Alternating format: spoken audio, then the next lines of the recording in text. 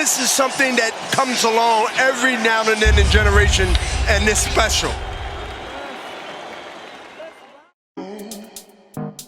Is your debt causing you sleepless nights?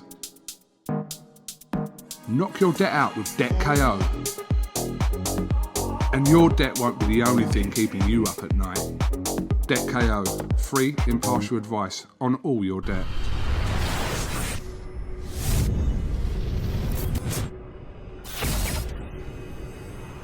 This is UMAR AHMED for IFL TV in association with MTK Global. I'm joined by the Peacock's finest, Andre and Ray. You're back at the hotel. He was here for Dubois Joyce last week. Chris Burke is on the bill this week in a good fight, Andre. Very good fight. Ray, him and Michael Rabelet's could be a show stealer. Yeah, it could be. You know, two good little bantamweights, super bantamweights. It'd be a good fight. They both seem up for it. So let's hope it's a good fight and our luck comes round a bit again. A bit more morale in the gym. Lift us up a bit. Take the doom and gloom away. Yeah, obviously a bit of a difficult time for the Peacock gym. Has it been a struggle focusing on this fight with Chris? Well, we try to keep him away from it. Like, you know, we've had our discussions on it. You know, and but at the end of the day, he's got a big fight. It's a big fight for him, so we've got to concentrate on him and just put that to the back of our minds. What happened last week?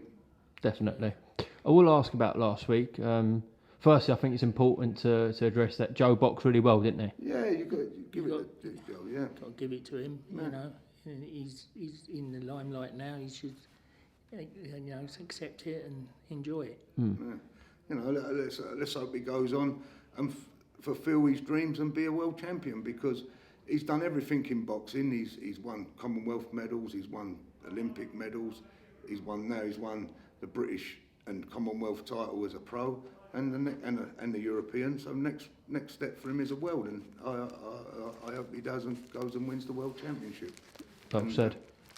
In terms of Daniel as well, have you spoke to him? How is he? Martin spoke to him, and we haven't spoken to him. Martin spoke to him. His eyes gone down, but we just got to wait for the report. I think that's the most important thing, that his eye heals. There is the report has come out now, and it's like, I haven't read it at the moment, but what I've been told, it ain't good reading at the moment. So it's just time now to heal, you know. And you know, I think there'll be a press release on that, you know, on the extent of the injury. I've read it as well. I can't really say too much because it's going to be published tomorrow by Frank Warren, but as you said, it's not great reading. No, it ain't great reading. The details will come out tomorrow about it anyways. Yeah. But there's obviously been a lot of talk after the fight about how it ended, etc. And you know Daniel the best out of anyone, you know, in terms of his family and Martin. You are like family with Daniel. Yeah. He's not a quitter, is he? No, definitely not. Listen, Martin said to me at the beginning of the 10th, as he come down the steps, he said, "There's 3 rounds left in the fight. We've got 1." So I said, and I went down in the corner to do something. I looked back. I heard Martin say, "Look at me." I looked round and Daniel was taking a knee. You know, I didn't even know what kind of punch was put in there. You know what I mean? I even looked at the fight. You know, like after, but it wasn't a really hard punch. I think it must have hurt that eye. I think it must have it must have gone right down to his boots because his nerve damage as well. Yeah, of course. Imagine trying to do anything with one eye, let alone fighting Joe Joyce. I think if you listen. I don't go a lot on social media. I'm not on social media. My phone is for my business and my friends I talk to. I don't get on all this other stuff. And the only person I listen to are guys who've experienced that kind of injury, and that was Anthony Agogo. And he, you know, the way he put it over, I think it was very good. You know what I mean? He explained it, and very good. And look where Anthony is now. You know what I mean? The poor sod. He's had to retire from boxing. That was his love of his life. Did you watch that interview with Anthony? Yeah. Yeah. I thought he explained it really well. I think he did. He did. Really did. You know, it's all right. People saying he quit and all that. You know, all these guys who are saying that, they've never been in that position. You know, of that kind of pain. You know, guys have got off. You know, I know some of them guys who have been saying it. They've got off the floor. But to have an actual eye injury, you know, let's get it. It was an injury caused by a punch. So that's boxing. We had it the other week with Denzel. with Mark. So, you know, it was caused by a punch. So you can't say it was a foul or anything like that. It was caused by a punch.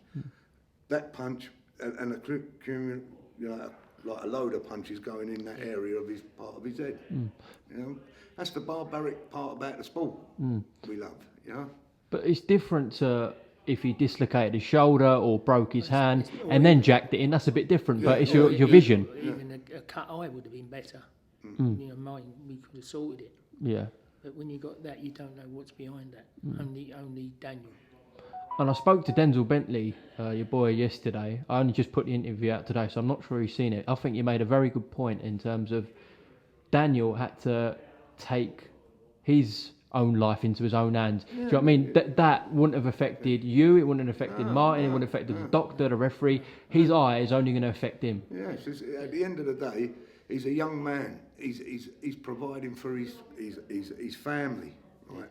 Trying to give him a better life, right? And if he can't box no more, you know, how's he going to feel? You know, if that injury's a career-threatening injury, you know what I mean? He's bought his family a nice house. He's bought them nice things, you know, and rightly so. You know what I mean? And you want to see him go really far in this sport to provide for his family. And it'd be a shame if he can't do that, you know what I mean, through that injury, you know. Absolutely. So he's in the hands of the gods at the moment, you know.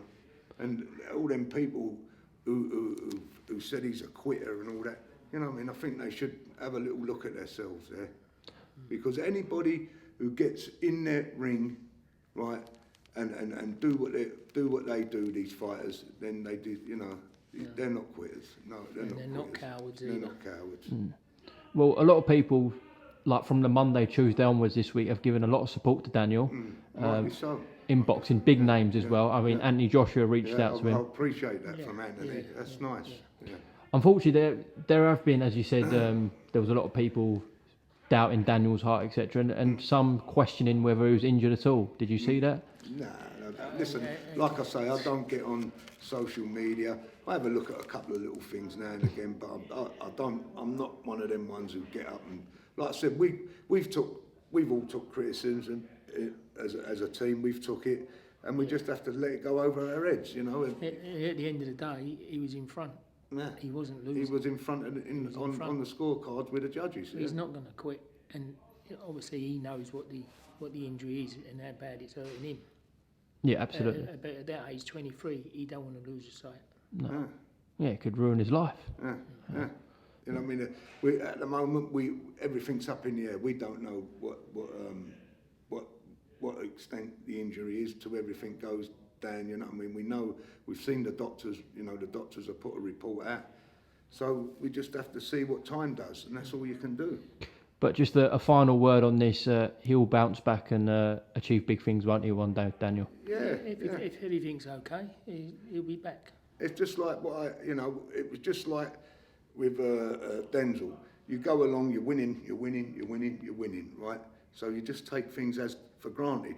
When something goes wrong, you get to that mentality, if it ain't broke, you don't need to fix it. But when it does get broke, you've got to fix it.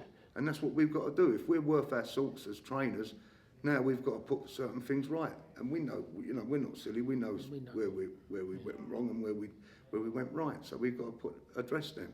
Well, I think he's in good hands with yourselves and Martin, and we'll see what Daniel's made of when he does come back. Hopefully his health is all good. Please God. Yeah. All right, listen. Best of luck with Chris this Saturday night. We'll catch up soon, all right? Thank you. Thank you very much. This is something that comes along every now and then in generation, and it's special. Is your debt causing you sleepless nights? Knock your debt out with Debt KO. And your debt won't be the only thing keeping you up at night. Debt KO, free, impartial advice on all your debt.